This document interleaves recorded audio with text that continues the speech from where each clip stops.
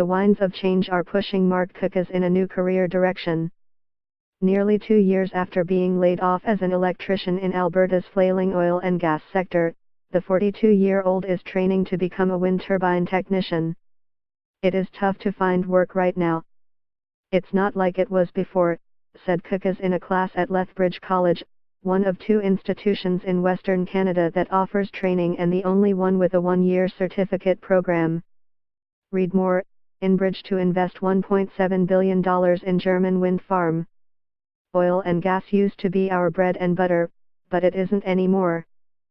There's going to be a really hard push now to get people trained where the industry wants them to be, he said. It's been an eye-opener going into a different industry. There's more than oil and gas. It's pretty cool. The 1-year course to become a wind turbine technician comes with a warning label on the college website. Those afraid of heights need not apply. Most don't have a warning label. We do. Our students end up working in an office 300 feet in the air, so obviously safety is a big priority, said instructor Chris Delisle. We need to make sure you're not scared of heights. Read more, turbines to start spinning in the Okanagan in 2017.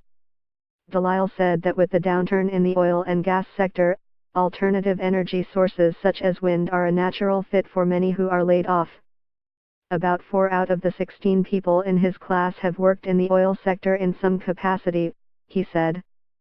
With Alberta looking to kind of lead the rest of the country now into renewable energy, wind is at the forefront, so it's going to be around for a while. Wind power is eliciting optimism at a time when Canada is trying to reduce its carbon footprint. Read more, want local support for a wind farm? Involve the locals, study suggests. With their giant 80-meter-high turbines stretching as far as the eye can see and 45-meter-long blades turning gracefully in the breeze, wind farms in areas including southern Alberta are becoming more common. The Canadian Wind Energy Association estimates that if Alberta were to use wind energy to fulfill a commitment to add 5,000 megawatts of renewable energy by 2030, it would generate $8.3 billion in investment along with employment. I only wish I was laid off earlier, so I could have started earlier and I could already be working, said Kukas. There shouldn't be an issue of getting a job at the end of this class.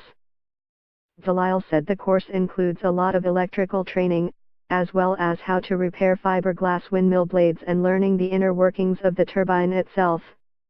It also involves plenty of safety work using a life-sized dummy that Delisle calls Rescue Randy. Yeah, that's one of our former students that didn't make it through the program, he said with a laugh. We use him for all the different rescue scenarios. If somebody was to get hurt inside the hub, they need to bring them out and bring them to the ground. It's a mock-up for rescues. Oscar Diaz Kennedy has spent the last few years landscaping and working on construction projects. At 24, he said he can see which way the wind is blowing.